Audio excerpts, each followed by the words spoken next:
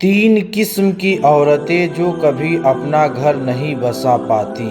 قرآن اور حدیث کی روشنی میں ایک سچی نصیحت۔ کبھی آپ نے سوچا ہے کیوں کچھ عورتوں کے چہرے پر ہمیشہ شکایت ہوتی ہے؟ کیوں کچھ گھر میں ہر وقت جھگڑے رہتے ہیں؟ کیوں کچھ عورتیں لاکھ کوشش کے باوجود بھی اپنا گھر نہیں بسا پاتی؟ کیا وہ وجہ ہے کہ کچھ عورتیں اپنے ہی بنائے گھر کو اپنی زبان اور رویے سے توڑ دیتی ہے؟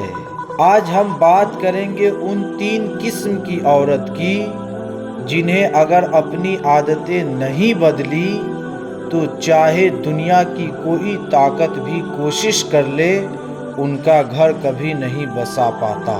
پہلی قسم زبان والی عورت۔ رسول اللہ صلی اللہ تعالی علیہ وسلم نے فرمایا، جنت اور جہنم مجھے دکھائی گئی۔ میں نے دیکھا کہ جہنم کے زیادہ تر لوگ عورتیں تھیں۔ صحابہ نے پوچھا، یا رسول اللہ صلی اللہ تعالی علیہ وسلم کیوں؟ تو آپ صلی اللہ تعالی علیہ وسلم نے فرمایا، کیونکہ وہ کفرانہ نعمت کرتی ہے اور زیادہ لعنت کرتی ہے۔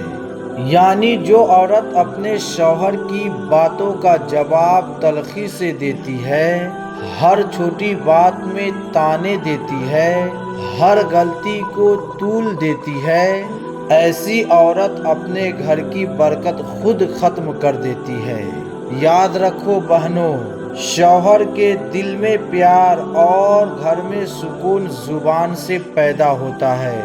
اگر زبان میں نرمی ہے تو فقیری بھی جنت بن جاتی ہے، اور اگر زبان میں زہر ہے تو امیری بھی جہنم لگتی ہے۔ دوسری قسم نافرمان عورت۔ رسول اللہ صلی اللہ تعالی علیہ وسلم نے فرمایا، اگر میں کسی کو کسی کے سامنے سجدہ کرنے کا حکم دیتا تو میں عورت کو حکم دیتا کہ وہ اپنے شوہر کو سجدہ کرے۔ یعنی اسلام میں شوہر کی عزت اور فرما برداری کا بہت اونچا درجہ ہے، لیکن جو عورت شوہر کی بات کو ہلکا سمجھے، ہر بات میں تمہیں کیا پتا، میں جانتی ہوں، میرے مائکے میں ایسا نہیں ہوتا کہہ کر ٹوکتی رہے، وہ دراصل اپنے گھر کی نیو کو خود کمزور کر رہی ہوتی ہے۔ ایک نافرمان عورت سے اللہ ناراض ہوتا ہے، اس کے فرشتے لعنت کرتے ہیں اور اس کا گھر کبھی سکون نہیں دیتا۔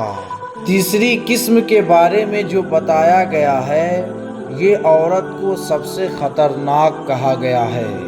جو عورت دوسروں سے تلنا کرتی رہتی ہے، اس کی ساس بہت اچھی ہے، میری ساس کھڑوس ہے، اس کے پاس تو کار ہے، ہمارے پاس کچھ بھی نہیں ہے، اس کے پاس بڑی بڑی بلڈنگیں ہیں، ہمارے پاس جھوپڑی ہے، اس کی زندگی کتنی خوشحال ہے۔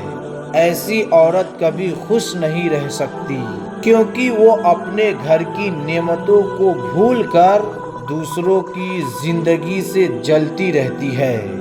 یاد رکھو، جو عورت اپنے حالات میں شکر نہیں کرتی ہے، اللہ اس کی زندگی سے برکت اٹھا لیتا ہے۔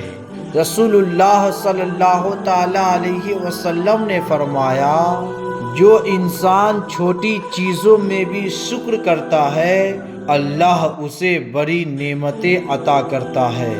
آخری میسج آپ کو دینا چاہتا ہوں، گھر بسانے کے لیے خوبصورتی نہیں بلکہ اخلاق، صبر اور شکر چاہیے۔ گھر کو سنبھالنے کے لیے پیسہ نہیں بلکہ دعا، نرمی اور محبت چاہیے۔